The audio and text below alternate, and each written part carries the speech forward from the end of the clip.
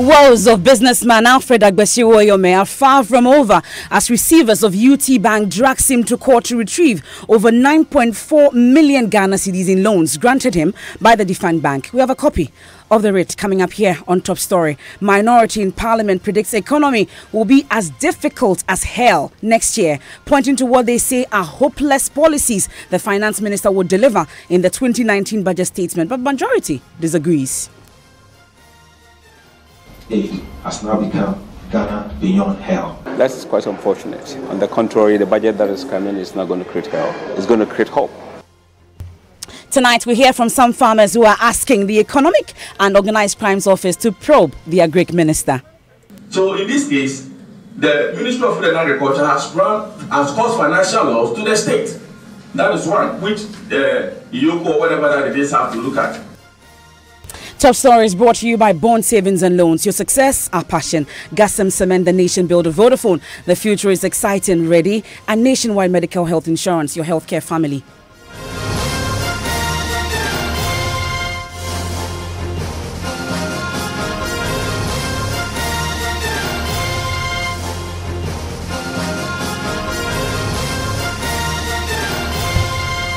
And news just coming in. It looks like woes of businessman Alfred Agbesiwoyome are far from over.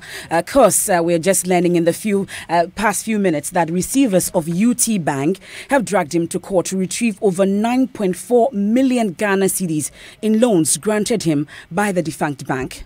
Joseph Opoku Gakpo joins me in studio with a copy of the writ. What does it say? What are the reliefs you're seeking? So this is a case against Anato Quarry Company Limited, Anato Holding Company Limited, Alfred Agbesiwoyome, and one Dr. Michael Kofi Amedi of the 37 Military Hospital. And it's a case that has been filed by UT Bank Limited, suing paid receivers, Visha Shagbo and Eric Nana Anipa. To run you through the statement of claim briefly, they're asking for an order for a refund of the sum of 9.461 million Ghana cedis, being the total value of loans granted to the first defendant, in this case, Anato Quarry Company Limited, pursuant to an agreement between the bank and the first defendant. And this case dates back to the 13th of May 2014. They're also asking for an order for the payment of interest on the sum of the 9.4 million, as has been referred to in the rates per the contractual interest of 5% per month from the 13th of May till the date of final judgment.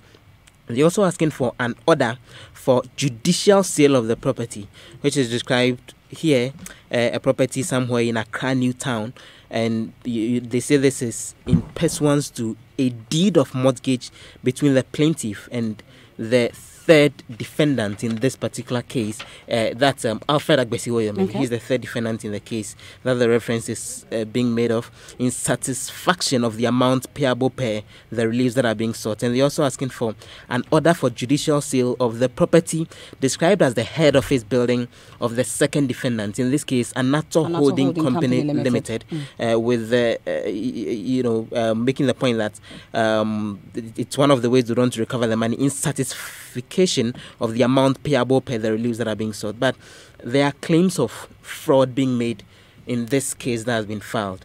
According to the court documents, the third and the fourth defendant in the case, that's Alfred Agbesiwoyome and Dr.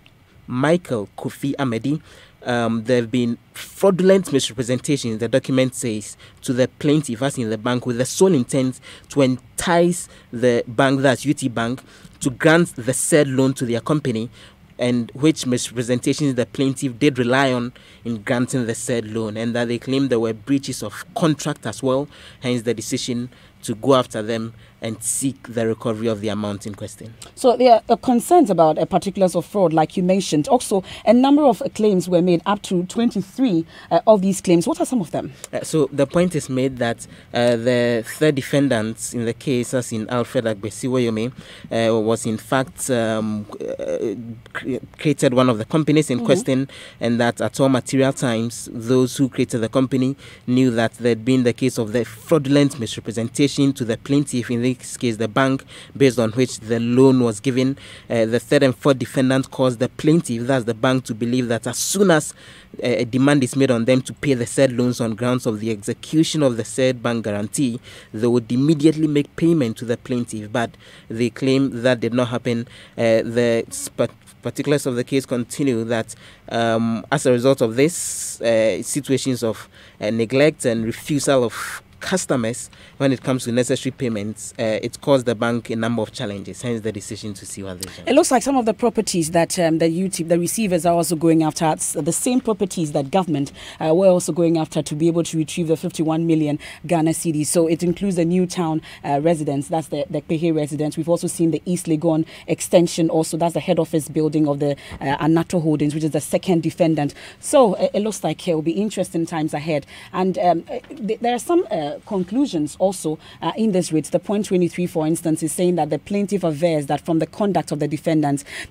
have clearly evinced an intention not to honor their respective obligations under the agreements aforementioned unless compelled by the Honourable Court to do so. Wherefore, the plaintiff claims against the defendants are endorsed on the writ of summons. So that's some of the claims or the reliefs that the receivers, that's Vish Ashiabo and then also Eric Nana Nipa, are seeking as they drag Alfred Agbesiwoyome together with Anato Quarry Company Limited, Anato Holding Company Limited, and one Dr. Michael Kofi Amadi to court. We'll definitely get details subsequently here on Top Story. But away from that, the minority in Parliament is predicting the economy will be as difficult as hell next year, pointing to what they say are hopeless policies the Finance Minister would deliver in the 2018 budget statement. Addressing a pre-budget meeting organized by the minority, its spokesperson on finance, Kasiola Tufosin, says contrary to claims by the president that the budget would deliver hope, Ghanaians should expect hopelessness. Our conclusion is that the popular saying Ghana beyond aid has now become Ghana beyond hell. We say this because, ladies and gentlemen, in the year 2000, Ghana beyond hell. In the year 2017, the budget was named as a budget, meaning good news. In the end, what did we see? We saw a Sampone budget, bad news. Ladies and gentlemen, in the year 2018, the budget was named a Duma budget, meaning what? Meaning we are going to expect some more employment. By the end, what are we witnessing now? We are witnessing job losses, layoffs, and no jobs. And so, ladies and gentlemen, the president has once again announced to the nation that the 2019 budget will be full of hope. Ladies and gentlemen, judging from the outcomes of the 2017 and 2018 budget statement and economic policy, what should we expect in the 2019 budget? Hopelessness. Atufosin says Ghanaians can expect increased taxes, heightened unemployment, and more debt. There's no indication that there will be a change in government policy direction. We therefore cannot agree with His Excellency the President on the claim of hope in the 2019 budget. There cannot be the turnaround because of the effect of the rash implementation of the unplanned policies which are currently causing a collapse in Ghana's macro-fiscal and financial framework. Ghanaians should therefore expect the following. Expectation number one. We expect new taxes to deal with the financial sector mess they have created in their populist policies. Number two, a budget that is skewed away from the economic sectors to non-economic sectors. Number three, we expect a prevailing hardship to persist and may even get worse. Number four, the worsening unemployment situation will continue. Number five, more debt accumulation due to alarming borrowing for consumption. Number six, we see an upsurge in government expenditure on populist policies. Number seven, we expect the issuance of a century bond, which is over and above the absorption capacity of the economy. 8, we expect a cut in capital expenditure allocation to MMDAs that are mandated to execute capital investment on behalf of the government. And then finally, we expect a collapse of the earmark fund using the earmark fund capping and realignment act. This means that the plight of contractors will not end anytime soon. The minority also adds that the financial sector is in recession and the problem is likely to get worse going into next year. In fact, in the year 2018, the financial sector and insurance activities are also seeing decline. In fact, a recession. We are seeing a negative 11.6% and a negative 13.4% for the first and the second quarter. Unfortunately, if you are to compare 2018 first quarter to that of first quarter 2017, you will notice that the situation is getting worse by the day. Again, in the second quarter 2018, negative 13.4% as against negative 8.6%. The situation is still getting worse by the day. So nobody should tell you that the financial sector is in trouble. It is indeed in a recession. It's in a recession, and unfortunately, the government is living in a denial. But Majority Member of Parliament's Finance Committee, Daniel Ochemabuaji, says the minority is only engaging in fear-mongering. That's quite unfortunate. On the contrary, the budget that is coming is not going to create hell. It's going to create hope. And if our friends in the NDC wish that Ghana goes to hell, that's up to them. Ghanaians will deal with them. Anyway, they've taken us through hell in the past 8 years up until 2016. So we understand when they say some of these things. But rather, under MPP government, we are not going to go through hell. They are predicting there will be tax increase. This is not the first prediction that we have seen since we started even the 7th Parliament. I believe this is the third time we are reading this. Every time our friends in NDC will come and preempt the discussion with this is coming, that is coming, VAT is going to be increased, and when you finish, nothing happens. Sometimes it happens. Oh. Like what we've seen with Get Fund, NHI. No. And the telcos are increasing. Those now, were not following the budget. I mean, come on. The midterm budget. Joe, we can debate that. You can say there was no change in the tax rate. If you add it all together, it was 17.5%, nothing changed. It's just the form that changed. Okay, which leads to more revenue to the government. So it's not all the predictions that our friends in the NDC come that did. Even when we discussed it in the floor part, they didn't see it. So the bottom line is that I have not heard that there's going to be any introduction of new taxes. I haven't heard it. I mean, as far as I know. But even if there were, Joe, what is wrong with it? Especially if the money that we're going to be generated is going to be... They say there is too much hardship. No. When the government gets money, what does the government use the money for? The introduction of free senior high school is giving people about 1,950 to almost 3,000 per parent, depending on whether your child is going to boarding house or day student. You call that hardship? Just because the government didn't give it to you in the form of cash? No, that is a school fees you will have paid. So that is not hardship. So it depends on who is looking at it. And our friends in NDC can look at it however they want it. But I'm telling you, this president does not mean harm for any Ghanaian. And that whatever he is doing is going to go well for the ultimate good of you and I. They say the debt level is getting to unsustainable levels. Even the economic instability, we've managed it. They borrowed recklessly, and we borrowed responsibly. And we've been able to manage their mess, the NDC's mess. So what is happening? A few of the other issues that came up. They say the financial sector, for example, is in recession, and they are warning that with how it's being managed, it will get worse going forward. It's unfortunate to see our friends in NDC speak the way they do. It's true the sector is in recession, isn't but it? Who caused them? Negative economic growth. Who caused them? Who caused them? It is the NDC's problem. Your job was to fix it. You've been around for 2 years. And we are fixing it. And that's what we are doing. That's why we consolidate some banks. If it was left with NDC alone, all the financial sector was going to collapse. So when we see the positive benefits of these actions that you've taken, so that then it moves on from the negative growth. Of course, what you have to understand that before you can fix it, you have to reset the base. You have to reset the fundamentals. And that is what the governor is doing. The government is all, the Minister of Finance are all trying to fix. When? I mean, come on, it takes time. We are doing it right now. Maybe hopefully in the next 2, 3 months, 6 months, who knows? We are in the process of fixing it.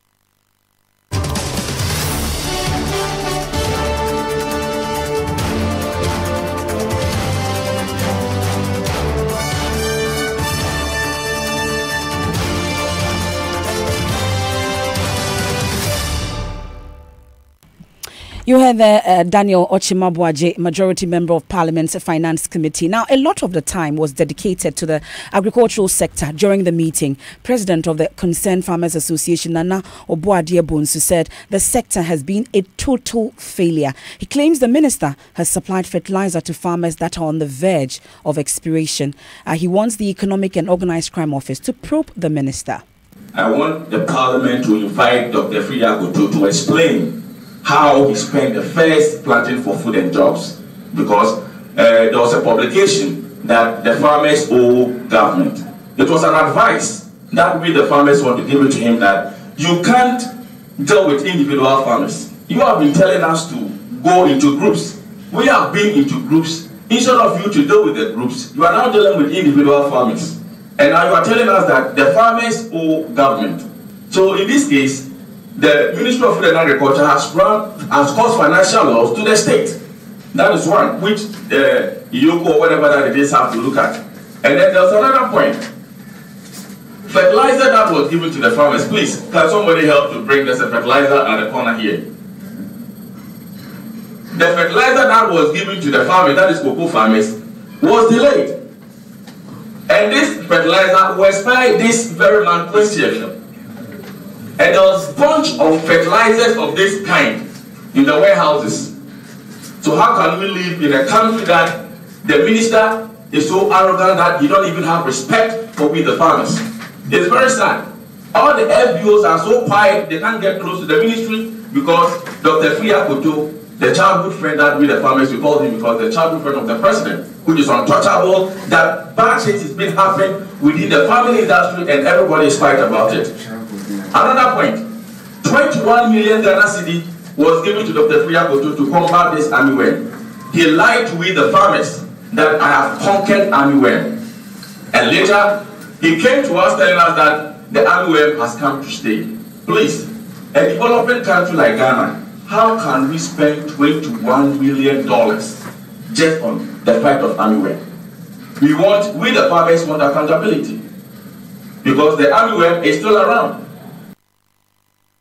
You heard the concerned Farmers Association, Nana Obuadie there. That's the leader. Let's speak to the Deputy Minister for Agriculture, Kennedy Osei Nyako. Thank you very much for your time here on Top Story. So we'll start. We'll get into the details of the claims made by the farmers a while ago. But let's start with the One Village, One Dam, for instance. It's one of the claims made by the minority. I'll read portions of it to you. It says on 17th March 2018, the Vice President once again promised that 570 dams will be constructed this year in the northern, upper east and upper west regions. This was in spite of the fact that the 2018 budget made provision for just about 100 dams. We wish to find out from the government whether these dams have been delivered as promised. That's the question. Yes, Amifa, first of all, let me thank you very much for giving me the opportunity to speak to your station. I am totally surprised by the push of the minority in some of these issues, but I'll be quick with my response. In relation to the One Village, One Dam, unfortunately, it is not under my ministry. It's not under the Ministry of Food and Agriculture. It's under Ministry of Special Development Initiative. So I won't be able to speak a lot about it. But I know for a fact that several of these dams is currently ongoing. That is what I can say about it. But if we can move to the substantive issue in reaction to what the leader of the concerned farmers said, then I will be very, very grateful. We'll definitely get to that, of course. That's the most important. But are you not worried that farmers are not getting access to these dams that were promised them? Like I said, several of these dams are currently ongoing. I heard. How many of them are currently ongoing? You see, I mean, it is not under my ministry. I agree, but you are in the government. You don't know. I cannot speak on behalf of the Special Development Initiative Ministry. Mm-hmm. And I know today they held a press conference, meet the press, and the facts were putting out. So I believe some of these issues have already been putting out in the public domain. So it shouldn't be difficult for anybody to know what exactly it is happening. But I can tell you for a fact that there are several of these dams that are currently ongoing up north there. But I cannot tell you whether they are 10, they are 20, they are 50, they are 100. But I can tell you for a fact that several of these dams are currently under construction up north there. Okay, so you want to deal with the issues raised by the concerned farmers. Let's deal with that. They are saying, amongst others, or alleging amongst others, that you're supplying them expired fertilizer. There's a total disregard of farmers in decisions being taken, especially under the Planting for Food and Jobs program. Also, you've used about 21 million Ghana cedis in the fight against the armyworms. I am surprised about the leader of the concerned farmers association. It's as if he has been consistent in it. It's as if he has a personal problem or issue with the sector minister, and he's bent on tarnishing the image of the honorable minister. And I think it is not right, it is not proper. If you are the leader of an association that works with the ministry, then at least you need to accord the sector minister with some kind of respect that I believe all of us will expect to give it to each other. In the first place, he's talking about money, 21 million Ghana cedi devoted to fight fall armyworm, which is totally untrue. The amount that was allocated to the ministry for such activity was 16 million, and it was three main activities that they wanted us to use it for. One was for the formation of the gang, and the two was for logistics, that is the spraying machines and other stuff that were purchased for the sprayers to go around to just spray the farms that were attacked by the armyworms. And the third one was to procure these chemicals to fight for. So he got it wrong to say that it was 21 million. It was not so. 16 million was, and it is there. It was captured in the 2018 budget. Anybody is there for everybody to see. So, that one should even tell you that. So if it's about 16 million, they may have gotten the figures wrong, like you're saying, but 16 million. But did we defeat the armyworms?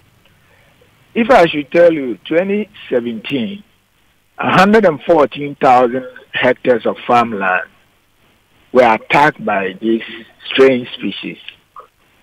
Out of this 114,000, we were able to recover 100,000.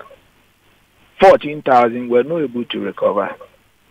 So if you are able to recover such much, why should anybody even think or suggest that we couldn't do anything?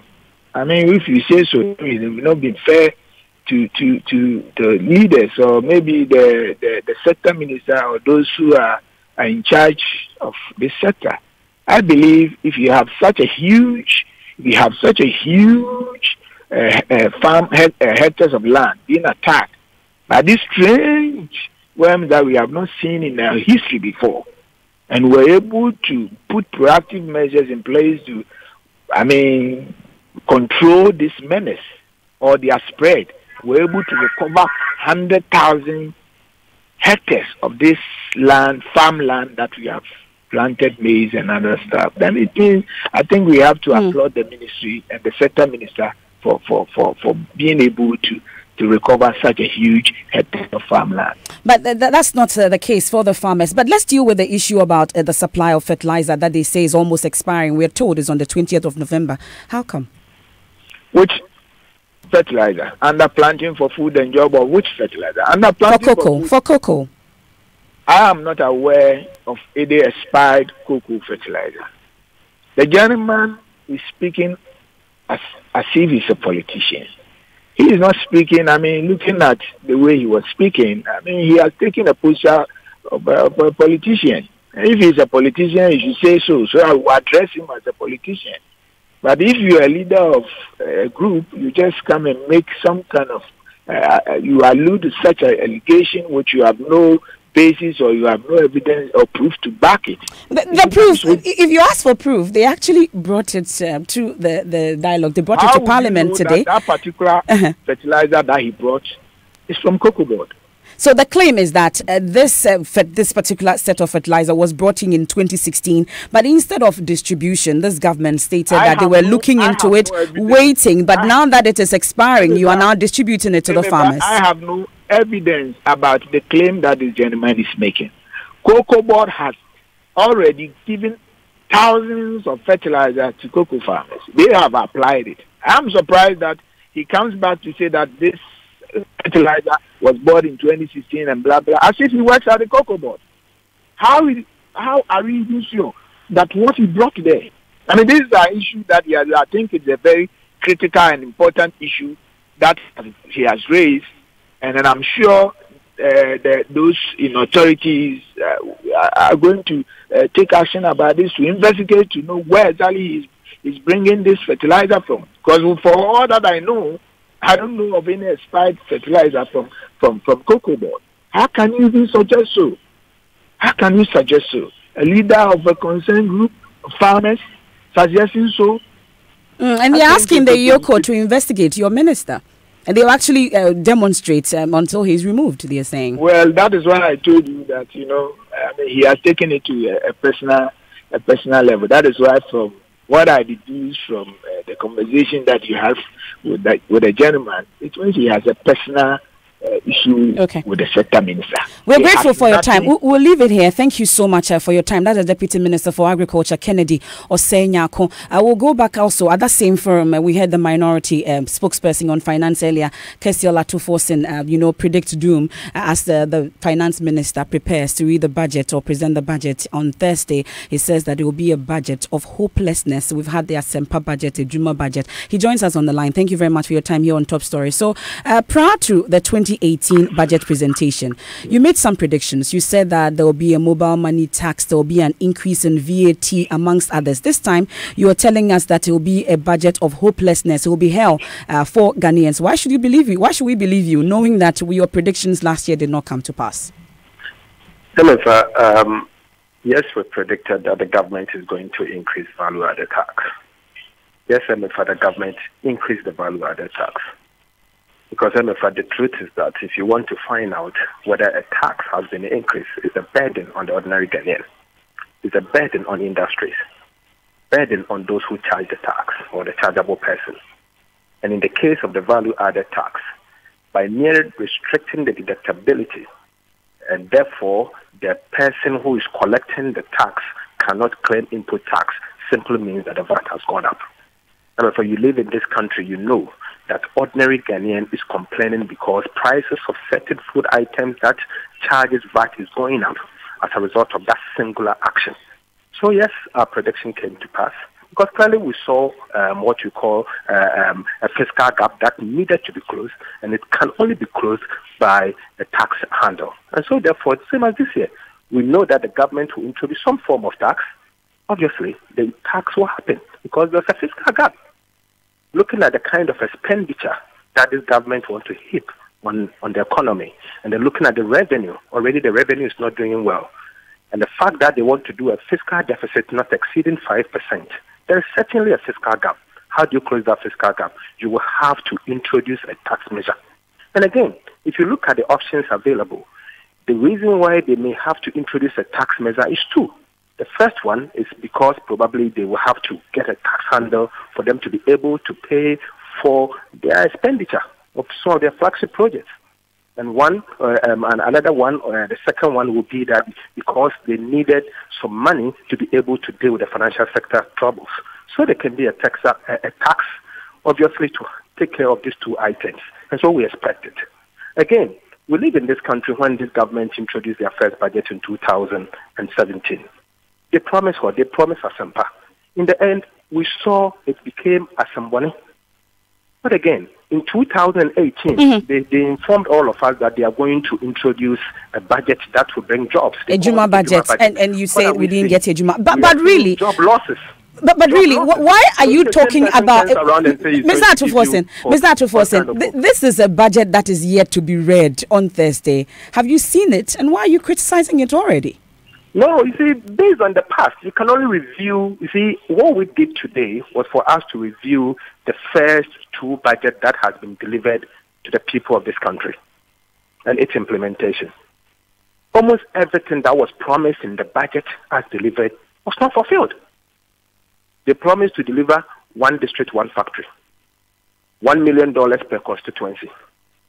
a sound economy. What are we seeing? Do you know, MFA, that the financial sector is in a recession as we are speaking? The financial sector is in a recession. In fact, let me give you the numbers. The first quarter 2017, the financial sector recorded a negative 11.2% growth. The second quarter 2017, the financial sector recorded a negative growth of 8.6%. The third quarter 2017, it recorded a negative growth of 25.5%. Fourth quarter 2017, it recorded a negative growth of 25.0%. Now, when you go to 2018, the first quarter 2018, the financial sector recorded a negative growth of 11.6. In fact, if you are to compare the first quarter of 2018 to first quarter 2017, it is even getting worse. Second quarter 2018, the financial sector recorded a negative growth of 13.4%. MFA, recession. To find out whether a sector or the country's growth is in a recession is when you record a negative growth for 2 or 3 continuous times. And that's now just one sector, not the entire economy. Okay, but we'll leave it here for now. Of course, we'll definitely get into it on Thursday. Also, is our build-up to the 2019 budget reading on Thursday. That's it for Top Story, brought to you by Vodafone. The future is exciting. Ready? Also brought to you by Gassam Cement, the nation builder. Bond savings and loans. Your success, our passion, and nationwide medical health insurance. Your healthcare family. Newsnight is coming up next. You do want to stay for it.